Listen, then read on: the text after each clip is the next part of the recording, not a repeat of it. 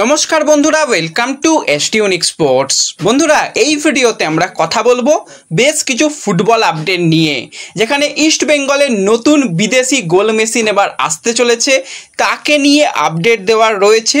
Durand cup নিয়ে কথা বলার সাথে সাথে কোচের আপডেট, প্লেয়ার আপডেট শেয়ার করা রয়েছে এই ভিডিওতে। তাই ভিডিও শুরু করার আগে একটাই রিকোয়েস্ট, চ্যানেলে যারা প্রথমবারের জন্য এসেছো মনে করে চ্যানেলটাকে সাবস্ক্রাইব করে নিও, তাহলে প্রিয় দলের খেলার সমস্ত আপডেট তোমরা এখানে পেয়ে যাবে। তো চলো আর দেরি না করে ভিডিও শুরু করা যাক।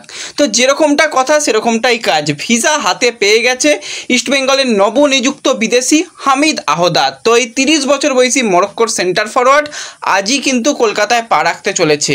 যেরকমটা শোনা যাচ্ছে আজ সন্ধ্যা 7:15 নাগাদ কলকাতা বিমানবন্দরে চলে আসবে, তারপর বেরোতে বেরোতে হয়তো 8টা বেজে যাবে।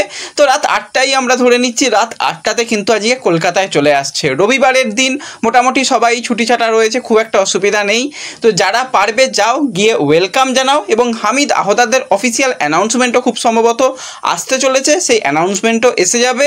এবং আগামীকাল ইস্টবেঙ্গল অনুশীলন শুরু করবে, আজকে অনুশীলন নেই। তো সেই অনুশীলনেও কিন্তু হামিদ আহদাদকে দেখার সম্ভাবনা রয়েছে। অলরেডি তাকে আমরা ডুরান্ড কাপের রেজিস্টার প্লেয়ার হিসাবে দেখতে পাচ্ছি। তো শুধুমাত্র অফিসিয়াল নাম ঘোষণাটা সময়ের অপেক্ষা, এবং তার কলকাতা এসে প্র্যাকটিসে নামতে এসে চলেছে। এবং রীতিমতন সে কিন্তু মরক্কোতে একদম নিজের যাতে পারফরমেন্স ভালো হয় সেই কারণে প্রি সিজন যথেষ্ট ভালো জিম সিজন করেছে, বল পায়ে অনুশীলন করেছে। তো ওভারঅল ফিট প্লেয়ার হিসাবেই আসছে বলে আমরা আশা করছি। এবং হামিদ আহদাদ যদি তার নিজের বেস্ট লেভেলে পারফরমেন্স করতে পারে তো ইস্টবেঙ্গলের কিন্তু অনেক সমস্যারই সমাধান হয়ে যাবে। তো সেই দিকে নজর থাকবে। হামিদকে কারা কারা ওয়েলকাম জানাতে যাচ্ছ আজকে বিমানবন্দরে অবশ্যই কমেন্টে জানিও। এবং এর সাথে সাথে আমরা যদি একটুখানি ডুরান্ড কাপ নিয়ে কথা বলি, তো ডুরান্ড কাপে কিন্তু পরপর আমরা ম্যাচ দেখতে পাচ্ছি, দারুণ ম্যাচ। কালকে শিলং লাজং 6-0 গোলে কিন্তু তারা প্রথম ম্যাচ জিতেছে। আজ কিন্তু ডবল হেডার ম্যাচ রয়েছে, গ্রুপ ডি এর প্রথমে ম্যাচ রয়েছে, সেটা খুব একটা দেখার মতন কোনো ব্যাপার নয়। কিন্তু যে ম্যাচটা আজকে দেখার মতন ম্যাচ হবে সেটা হচ্ছে সন্ধ্যা 7:30 থেকে Indian air force versus south United. South United প্রথম ম্যাচে তারা হেরেছে, হারলেও কিন্তু তারা এই ম্যাচে কামব্যাক করার চেষ্টা করবে। বিশেষত নজর থাকবে ইন্ডিয়ান এয়ারফোর্স দলের দিকে, যে ইন্ডিয়ান এয়ারফোর্স দলটা কীরকম, তাদের প্লেয়াররা কীরকম পারফরমেন্স করছে, আজকের ম্যাচের রেজাল্ট কী হচ্ছে সেই দিকে নজর থাকবে। কারণ এই গ্রুপে ইস্টবেঙ্গল রয়েছে, এই দুটো দল রয়েছে এবং এর সঙ্গে নামধারী রয়েছে। একটা ম্যাচ ইস্টবেঙ্গল অলরেডি খেলে 3টে পয়েন্ট, সঙ্গে গোল ডিফারেন্স যথেষ্ট ভালো রেখেছে। আজকের ম্যাচটা কি হয় সেই দিকে আমাদের নজর থাকবে। এবং বিশেষত ইন্ডিয়ান এয়ারফোর্স তারা ফিজিক্যালি কতটা স্ট্রং, তাদের বিরুদ্ধেও ইস্টবেঙ্গলকে পরবর্তী সময় খেলতে হবে। তো বোঝা যাবে, আজকের ম্যাচ থেকে অনেক কিছু ইঙ্গিত পাওয়া যাবে। তো সবাই ম্যাচটা দেখো এবং ম্যাচটা এনজয় করো। এবং এই ম্যাচের স্কোর লাইন কী হবে যদি কারো ইচ্ছা করে তো প্রেডিকশান করতে পারো। আর হ্যাঁ, স্কোর লাইন প্রেডিকশানেরই যদি কথা বলি, কালকে ডার্বি ম্যাচের প্রচুর মানুষ স্কোর লাইন প্রেডিকশান করেছিলে। আমরা শুধুমাত্র ইউটিউবে যারা স্কোর লাইন প্রেডিকশান করেছিলে সেগুলোকে নিয়ে আমরা দেখতে পেলাম বেশ কিছু স্কোর লাইন প্রেডিকশান মিলে গেছে, পাশে স্ক্রিনে দিয়ে দিলাম, দেখতে পাচ্ছ। এছাড়া ফেসবুকেও অনেকে কমেন্ট করেছিল, কিন্তু ছড়িয়ে ছিটিয়ে গেছে বলে ফেসবুকের কমেন্টগুলো নেওয়া সম্ভব হয়নি।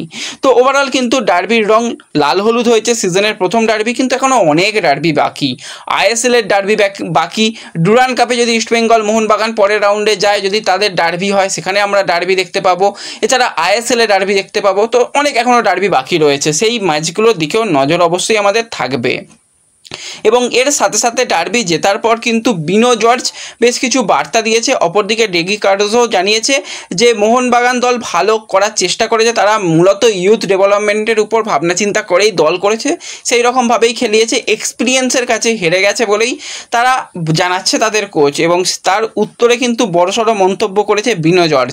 তো বিনো জর্জ জানিয়েছে, হ্যাঁ আমরাও বেশ কিছু প্লেয়ারকে রেজিস্টার করেছিলাম, ওরাও রেজিস্টার করেছিল, কিন্তু আমরা যেই সমস্ত প্লেয়ারদের খেলিয়েছি তারা কিন্তু যে আইএসএল স্কোয়াডের প্লেয়ার বা আইএসএলের প্রতিদিন ফার্স্ট টিমে খেলে সেরকমটা নয়। যদি রায়নার কথা বলি, সে আই লিগ থেকে আসছে। রামসাঙ্গা, সেও আই লিগের প্লেয়ার। যদিও আমরা দেবজিৎ মজুমদারের কথা বলি, হ্যাঁ সে আইএসএল প্লেয়ার, কিন্তু অপরদিকে মোহনবাগানের কাছে কিয়ান, দীপেন্দু বা সুহেল তারা কিন্তু অলরেডি আইএসএল স্কোয়াডে থাকে এবং তারা ফার্স্ট 11-এর জায়গা করে নিয়েছে। তো ফার্স্ট 11-এর প্লেয়ারদের বিরুদ্ধে খেলেছে, এটা কোনো ব্যাপারই নয়। ডার্বি সবসময় 50-50 হয়, যারা ভালো পারফরমেন্স করবে তারাই ম্যাচ জিতবে, সেরকমটাই কিন্তু জানিয়েছে বিনো জর্জ। এবং কালকে আমরা আমরা দেখলাম যে জেসিন সে ইনজুরি থেকে ব্যাক করে আবারও জেসিনের গোল আমরা ডার্বি ম্যাচে দেখতে পেলাম এবং তার পরবর্তী সময় জেসিন ইনজিওর্ড হয়। তো জেসিনকে নিয়ে এখনও পর্যন্ত সেরকম কিছু জানা যাচ্ছে না, খুব একটা তার ইনজুরি সিরিয়াস নয় বলেই আশা করা যাচ্ছে এবং পরবর্তী ম্যাচ থেকে হয়তো পাওয়া যাবে। আজকে তার চোটের জায়গার স্ক্যান হবে এবং পরবর্তী সময়ে রিপোর্ট এলে বা কী আপডেট আসছে জেসিনকে নিয়ে সেই দিকে আমাদের নজর থাকবে এবং সেই আপডেট এলে তোমাদের অবশ্যই জানিয়ে দেব। এবং পরবর্তী ম্যাচ ইস্টবেঙ্গলের, সেটা মাঝখানে কটা দিন বাকি রয়েছে, সেই সময়টুকু ইস্টবেঙ্গল পেয়ে যাবে এবং সেখানে ডুরান্ড কাপের জন্য বেশ ভালো রকম প্রস্তুতি নেবে। কিন্তু এই জায়গাতে নিজেকে আরও বেশি ম্যাচ ফিট করে তোলার জন্য কিন্তু মোহাম্মদ রাশিদ সে কিন্তু বেশ জিম সেশন করছে, জিমে কিন্তু অনেকক্ষণ সময় কাটাচ্ছে। পরের ম্যাচগুলো আরও কঠিন হতে চলেছে সে বুঝতে পেরেই কিন্তু নিজেকে একদম প্রস্তুত রাখতে চলেছে, এরকমটাই কিন্তু তার সোশ্যাল মিডিয়া থেকে বোঝা যাচ্ছে। এবং অপরদিকে আমরা যদি একটুখানি মোহামেডানকে নিয়ে কথা বলি, কথা বলার মতন কোনো জায়গা নেই যা অবস্থার হয়ে দাঁড়িয়েছে। মেহরাজউদ্দিন ওয়াডু সে কিন্তু চাইছে যে পদত্যাগ করে দিতে, কারণ লাস্ট ম্যাচে সিএফএল এর হওয়ার পর সে ড্রেসিং রুমে এসে নিজে পদত্যাগের মানে আর্জি জানিয়েছে যে আমি পদত্যাগ করে দিচ্ছি, অসুবিধা নেই। কিন্তু ক্লাবের তরফ থেকে তাকে রিকোয়েস্ট করা হয়েছে সে যেন কোচ থাকে, কারণ কোচও যদি চলে যায় আর কিছু থাকবে না, দলটার আর কিচ্ছু থাকবে না। অলরেডি যা ট্রান্সফার ব্যান খেয়ে রেখেছে, যে পরিমাণ আর্থিক জরিমানা সেগুলো মেটাবে কে? আনুমানিক 5 থেকে 7 লাখ টাকা জরিমানা, সেগুলো না মিললে কোনো প্লেয়ার রেজিস্টার করানো যাচ্ছে না। সামনে তাদের ডুরান্ড কাপের প্রথম ম্যাচটাই তারা খেলবে শক্তিশালী ডায়মন্ড হারবার, কারণ শক্তিশালী এই কারণে অলরেডি 3 জন বিদেশিকে ডায়মন্ড হারবার কলকাতায় নিয়ে চলে এসেছে, তাদের দল অনেক বেশি শক্তিশালী। সেই ম্যাচগুলো তারা কী করে পার করবে কিচ্ছু জানে না মেহরাজউদ্দিন, তো সেই কারণে নিজের নামটা যেন না আর খারাপ হয় সেই কারণে নিজে পদত্যাগ করতে চাইছে। ম্যানেজমেন্ট কিচ্ছু করতে পারছে না, এক্ষেত্রে যদি একমাত্র আমাদের মুখ্যমন্ত্রী পাশে দাঁড়ায় তবেই কিন্তু তাদের জন্য কিছু হলেও ভালো হবে, তা না হলে আর কিছু বলার নেই। এই সিজনটা তাদের একদম শেষ এবং যে সমস্ত কন্ট্রাক্টেড প্লেয়াররা রয়েছে তারাও ঠিকঠাক স্যালারি না পাওয়ার জন্য তারাও চাইছে দল ছেড়ে দিতে। বেশ কিছু প্লেয়ার, কন্ট্রাক্টেড প্লেয়ার খুব তাড়াতাড়ি দল ছাড়ছে বলেই খবরাখবর বেরিয়ে আসছে, সেই নিয়েও পরবর্তী সময়ে তোমাদের আপডেট জানিয়ে দেব। এবং যেই ম্যাচটার দিকে অবশ্যই নজর থাকবে যে ডায়মন্ড হারবার এবং মোহামেডানের ম্যাচ, যেটা আগামীকাল রয়েছে সন্ধ্যা 7টা থেকে ওয়াইবিকে স্টেডিয়ামে, সেই ম্যাচের জন্য লুকা সে অলরেডি কলকাতায় এসে অনুশীলন করছে।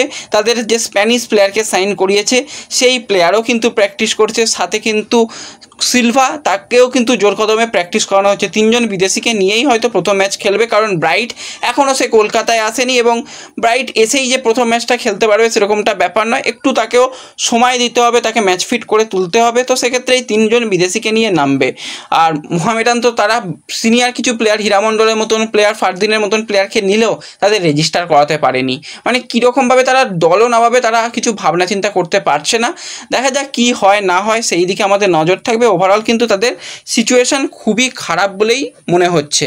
আর হ্যাঁ, যারা আমাদের সোশ্যাল মিডিয়া পেজগুলো এখনও ফলো করোনি, ফার্স্ট কমেন্টের লিঙ্ক থেকে ফলো করে নিও, সেখানে সমস্ত লেটেস্ট আপডেট পেয়ে যাবে। তো এই ভিডিওতে এই আপডেটগুলোই দেওয়ার ছিল। ভিডিও ভালো লাগলে লাইক শেয়ার করে দিও। দেখা হবে পরবর্তী ভিডিওতে। ধন্যবাদ।